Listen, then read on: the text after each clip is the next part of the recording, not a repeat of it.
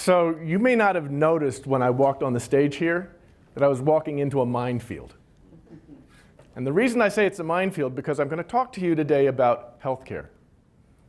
And in spite of all the medical miracles that we live with today, I'm pretty sure that almost everybody here has experienced some of the pain and frustration that comes along with modern healthcare. And people tend to have especially strong feelings when it comes to costs and insurance. So let me just ask you, how many here feel that you or your employer spend too much on healthcare costs? Yeah, just about everybody. Well, let me ask you this. How many of you expect that to get better anytime soon? Yeah, nobody's raised their hand. Well, I'm here today to tell you that there's reason for hope. Health technology is changing the world, and it's already making major differences. And I'm going to explain to you some of the ways that it's going to make a difference in your lives and our lives. So I'm Alfred Poor. I'm the health tech futurist. And I've spent my entire career evaluating technology and then explaining it to people so that they can put it to use. I started off in the personal computer revolution. I was in the front lines. I wrote for PC Magazine for more than 20 years. And after that, I moved to flat screen televisions, back when we were making the transition from analog to digital broadcasts, and people were very confused about what's plasma, what's LCD, what should I buy. And now, I help people understand wearable technology and mobile technology for health and medical applications. And I'm a graduate from Harvard College. I'm the author or co-author of more than a dozen books. And I have an international reputation as an expert technology speaker and writer. So we're living in an age of medical miracles. Digital health devices, 3D printing, smart garments, and telehealth are just a few of the technologies that are making a huge difference in people's lives today. Today, I'm going to tell you just about 3 of the different areas where health technology is making a big difference in lives, among the many. But the main thing I want to do today is I want to change the way you think about healthcare and its future. Because the solution is going to come from technology, just as it did thousands of years ago in the days of the ancient Greeks. Why the ancient Greeks and healthcare? Well, back then, playwrights used to write plays, and sometimes they would get their heroes into these impossible situations that looked absolutely hopeless. And the way they solved the problem was they introduced a new character, a god, who would come in with special powers and solve the problem. Well, the way the gods got on stage is they would get lowered from the heavens by a crane that was off stage, and that led to the saying, Deus ex machina, which means God by machine. And I believe that our solution to our healthcare problems is going to come from machines, from technology. But the thing is, this is not some fiction in some play. This is reality. This is stuff that's already happening today and making differences in thousands and millions of lives right now. So the 3 topics that I'm going to talk about today, the first one is about chronic disease. Second one, I'm going to talk about the problems of aging in place. And the third topic is about health in the workplace. And for each of these, I'm going to talk a little bit about what's been happening in the past, what's happening now, and what you can expect to see in the near future. So we'll start off with the first topic, chronic disease. Now, you probably all know somebody who's coping with a chronic illness of some sort or another. People have high blood pressure, they have heart failure, they have breathing disorders, they have obesity and all the illnesses that can relate to that. And the fact is that health technology is helping with those already, and we're saving lives and saving billions of dollars a year. Let's take just one, for example, diabetes. Now, you can see I'm not working with any visuals today. So with your permission, I'd like to use you all as a human pie chart. So if you're able and comfortable doing so, I would like everybody in this section here to stand up for a second. Thank you. Now, you're about 1/10 of the total audience. You represent the people in the United States who have diabetes. So take a look around. That's a lot of people. Thanks. You can sit down. The American Diabetes Association says that there are about 30 million Americans with diabetes in this country. And it costs, on average, an extra $352 billion in healthcare costs. In addition to the direct healthcare costs of managing diabetes, there are also very expensive and life-altering complications that can arise, such as blindness or losing a limb to amputation. So it's a serious and expensive disease. Up until this point, for the most part, people manage it by sampling their blood, doing a finger stick multiple times a day. And then they measure their blood sugar and adjust the insulin dose that they need, and they inject themselves with the insulin they need. But the problem here is it's painful, it's uncomfortable, it's embarrassing. You're not going to want to do it in public in a lot of the cases. And you can't do it at night while you're asleep. And so the problem with this is that if you don't keep good track of your blood sugar levels can get dangerously high or low.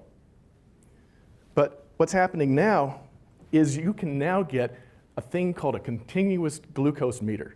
It's actually a wearable device that you put on, and the sensor measures your blood sugar levels constantly. And you can go for 10 days without having to change the sensor.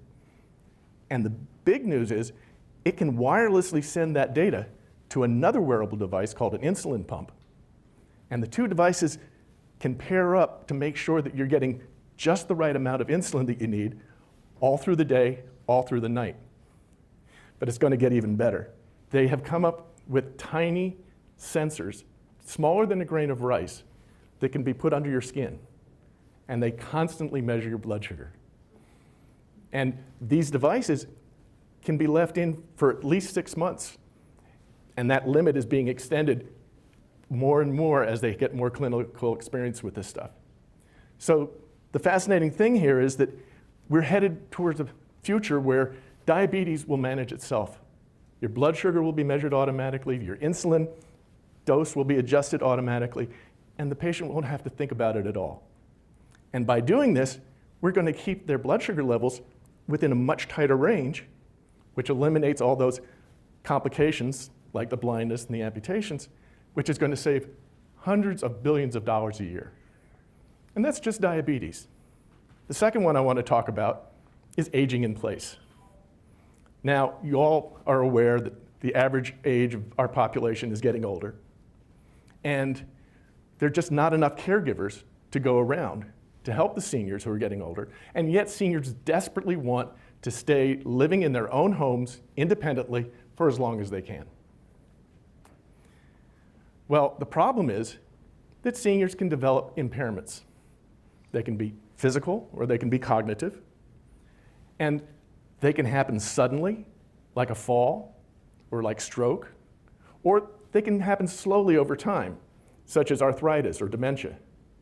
And the problem is we need to track that, because if the impairment gets too severe, they're not going to be able to live independently without some help. Now, in the past, the only choice we had was to put an elderly person in a home, in a managed care facility, where professionals would take care of them. The problem with that, first of all, is it's hugely expensive compared to living at home.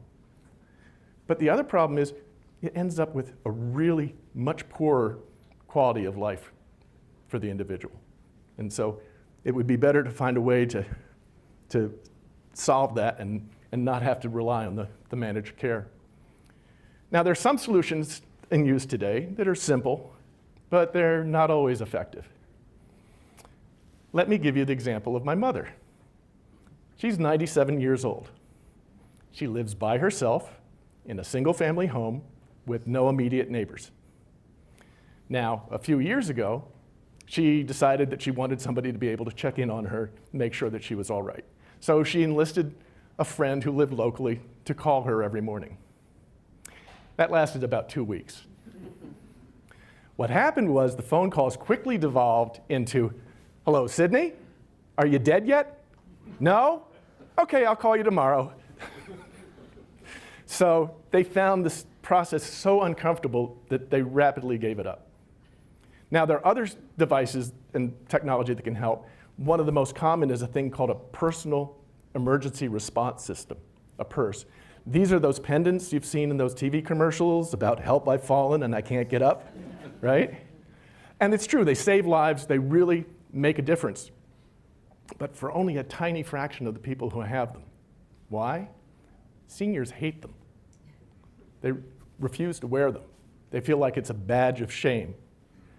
It makes them feel like you did when your mother would pin a note on your sweater for your kindergarten teacher. Yeah, so they don't like that. Well, fortunately, that's changing rapidly, and there's some very good solutions coming on the market right now. For example, there's a smart wall plug that you can plug into an outlet, and it uses invisible radio waves to detect if somebody's in the room. They can tell whether the person is standing up or if they're lying down. They can tell whether the person is moving or if they're still. And it can tell, soon these devices are going to have the feature where they can tell the breathing rate, whether somebody's breathing fast or slow or not at all. They even are going to be able to measure heartbeats. And so technology is going to make it easier, safer, more affordable for seniors to live independently in their home. We're going to save families a ton of money, and we're going to provide a lot more ease of mind for everybody involved. And so, for the third topic that I want to mention is health in the workplace. Now, up until now, health and fitness has been primarily a personal kind of issue. But that's changing, and it's changing rapidly. And health and fitness is going to have a focal point in the workplace. Now, why do I say that? Well, if I go out and I buy a fitness band like this, well, at the end of the month, I might be a couple pounds lighter. But my wallet is going to also be lighter because I had to pay for it. But what if my employer, or my health insurance company, or my healthcare service, what if they buy hundreds of those, or thousands of those, and they give me one, and I use it, and I get healthier? They're going to see more money in their accounts at the end of every month going forward because it's going to cut down healthcare costs. So companies save money naturally through lower insurance rates, or if they're self-insured, through lower healthcare costs. But there's other benefits to the companies as well. For example, they're going to have increased worker productivity. They're going to have lower absenteeism. They're going to have higher employee engagement and higher employee retention because it's going to be a nicer place to work. So the way they usually get to this is through an employee exercise incentive program. And they'll usually set up goals like number of steps taken, or number of minutes spent exercising, or number of pounds lost. While we're on the subject of number of steps taken, let me just ask you, does anybody know what the typical target is for steps taken in a day? 10,000. 10,000 steps. That's right. Now, do you know where that comes from? It does not come from any scientific study. It actually dates back to 1964, when Japan was hosting the Olympics. And the government wanted to take that opportunity to help their citizens be more healthy, make healthier choices. And so they marketed a pedometer that you clipped on your belt, a little mechanical device, and it counted your steps. And they called it a man-po-K, which translates to 10,000 step meter. Now, the 10,000 is a lucky number in Japanese culture. It's an auspicious number. And so this arbitrary number that was just pulled out of thin air because it was a lucky number is the number that we're now using as a target to this day.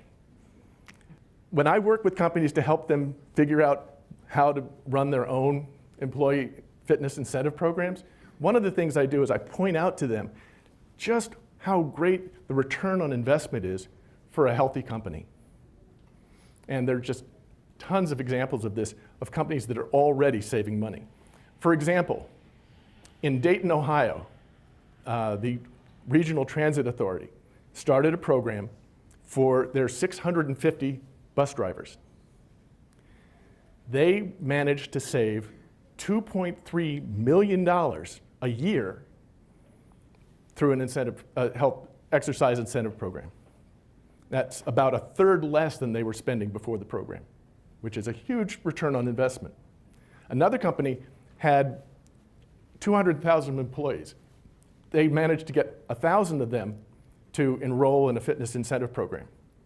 As a result of that program, they managed to cut their healthcare costs by 25%. They ended up saving about $1,100 per employee, over $1 million a year. And if they could have gotten the whole company to participate and gotten similar results, that would be worth more than $20 million per year in reduced costs. So that's a pretty good return. Finally, another study that was published in the Harvard Business Review reported a company got $6 in savings for every $1 they spent on their program.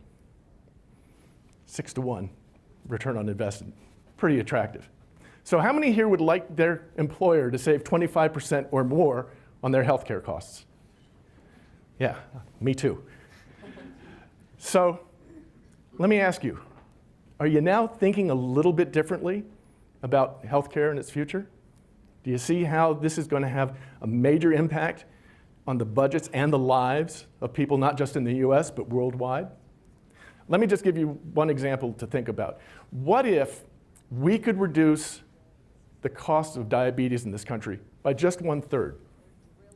That's $100 million every year.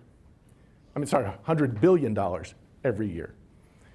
Now, what can you do with $100 billion? To put it in perspective, that's enough money to pay for a 4-year college education for 750,000 students.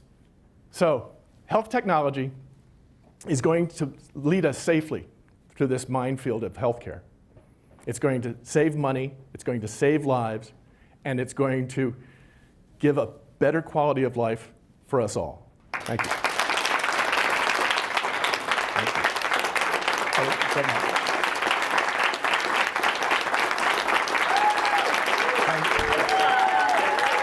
Thank you.